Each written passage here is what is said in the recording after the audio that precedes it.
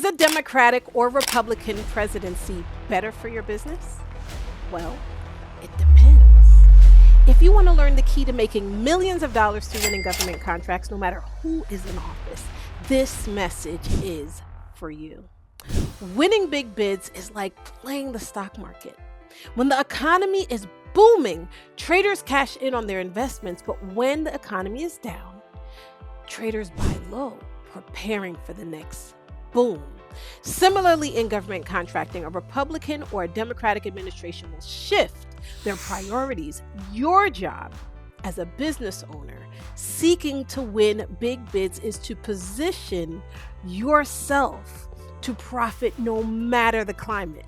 Let me break it down for you. So, we know that there are two major political parties. We have the red party, we have the blue party. The red party, we call them Republicans or elephants. And the blue party, we call them Democrats or donkeys. But before I get knee deep into this, let me be clear.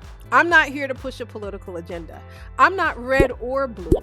I stand with the purple party, led by a risen king, reclaiming a stolen kingdom, carrying the promise of redemption. And as ambassadors, we occupy and we influence.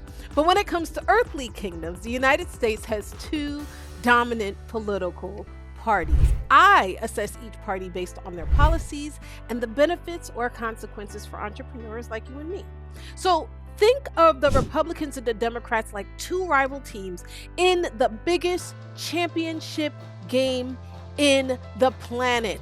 They have different strategies, they have different fan bases, they have different playbooks, but at the end of the day, they both run the game. And as a business owner, your goal isn't to pick a side, it's to understand how each team plays the game and position yourself to win no matter who holds the trophy. So let's get on into this. There are three branches of government. It's important, stay with me here, it's important for you to understand this. We have the legislative branch, we have the executive branch, and we have the judicial branch. Now, the legislative branch, they're members of Congress, they create the laws. Then we have the executive branch, it's almost like the head, right? They're supposed to tell us where to go, how to move, okay? And all of these prerogatives are ultimately defined by the president. We vote the president in every 4 years. And then we have the judicial branch. Now, judges, rather. The judicial branch is filled with Supreme Court justices. The judges lay out the interpretation of the law, and they are assigned there by the president or previous president. So, since this country's foundings, we've had 50 of the 60 presidential elections won by either the Democrats or the Republicans. And each party permeates through all three branches of government. Now, fun fact, the Republicans and the Democrats were at a neck and neck 50-50 winning streak for the presidency until Trump broke the cycle in 2024. So Donald Trump has favor right now because he has majority in the legislative branch and in the judicial branch. And he also, of course, runs the executive branch. What does that mean? That means that there are very few speed bumps to prevent Trump from doing a lot of the things that he wants to do. Now, I know a lot of you are watching the news and you're seeing the court system kind of step in and put speed bumps in terms of the executive branch and what the president is doing. And I don't want you to get caught up in that. What I do want you to get caught up in is understanding the mode of thought for both teams so that you know how to win no matter who's in power. All right? So, as mentioned before, we have the Republicans and we have the Democrats. Okay? Now, what do the Republicans believe in? The Republicans believe in limited government.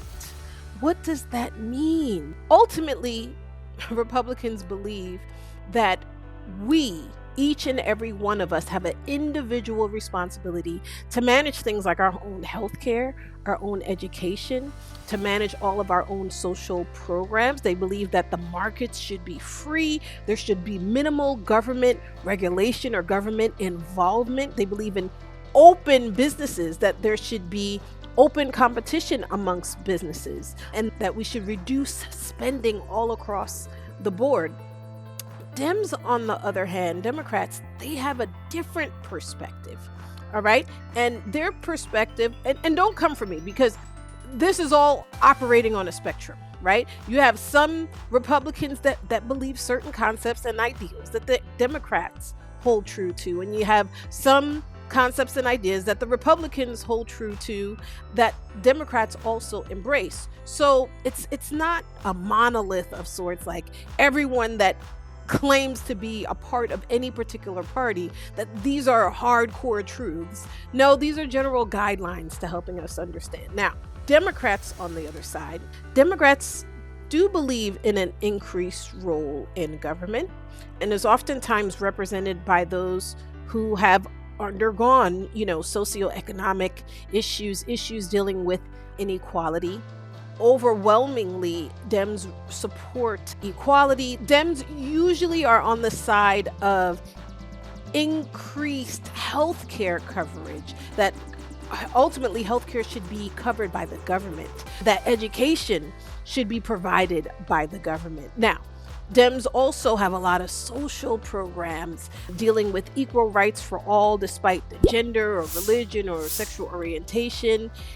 They also believe in supporting marginalized communities, in addition to a variety of other things. Now, varying degrees of understanding here about how the country needs to be run. Now, when we look at governments and we look at corporations, let's just take a step back.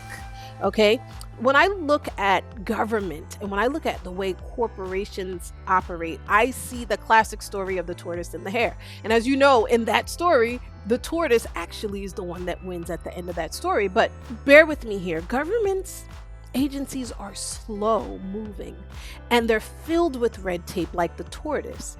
But they better account for, fairness all across the board and equity and the whole bit. That's what they embrace. Corporations, on the other hand, they're about becoming fast and efficient. Maybe not necessarily accounting for fairness and equity, usually believing that that's a personal prerogative, not a responsibility of the collective. Now, I'm not here to tell you which one is right, but what we know is this. As of this last presidential race in 2025, the hare right now has the upper hand. Now, the hare doesn't always have to lose.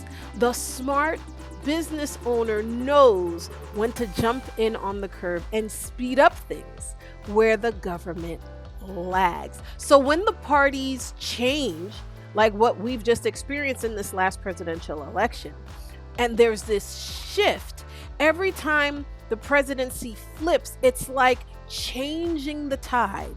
And when the tide goes out, it exposes new opportunities, just like when a new president rolls out executive orders. That is a command to business owners to not panic, but to adjust their sails, to ride the wave of success.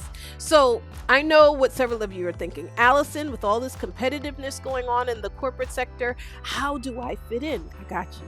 The chaos of all of these executive orders, I want you to understand, are like construction zones. Imagine driving down the highway and suddenly hitting a construction zone filled with detours and delays and confusion everywhere. That's exactly what happens when executive orders drop. There are new directives that come in without any clear guidelines, without any standard operating procedures to direct you how to exactly do the thing during this transition. Agencies are scrambling to adjust, which are causing delays, and this is where the money is made. Hiring freezes are going to come into place, which is going to reduce the government workforce, but there are still going to be the same level of demand for said services, and that is your opportunity to come in as a business and step in my opinion. Some of the best suited consultants to come in to help the government to become more efficient are the very employees that are already part of the program, that know where all the bottlenecks exist in the government to help the government become more efficient. Don't fight the wave. I would encourage you to ride the wave. There are new policies that are going to be introduced.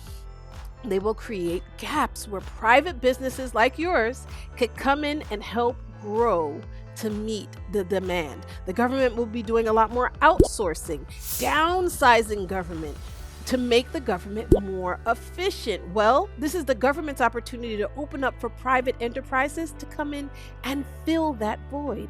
Trump's pro-business policies is like fertile soil for entrepreneurs. See, during Trump's presidency, his policies will make it easier for businesses to grow. Think of it like planting crops in fertile soil. Less regulations and lower taxes will mean that businesses will grow faster.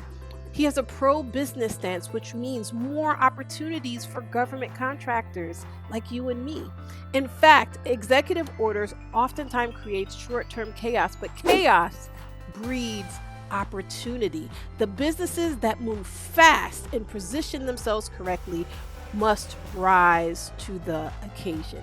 If you want to win big bids, you need to understand the game and play it well. It's not about politics. It's about positioning. It's not about red tape. It's not about red or blue. It's about the green. Government contracting is about being in the right place at the right time. So if you're ready to win big bids, watch the video in the link below and rise to the occasion. Till next time, this is Alison Etinoff. Go win and win big.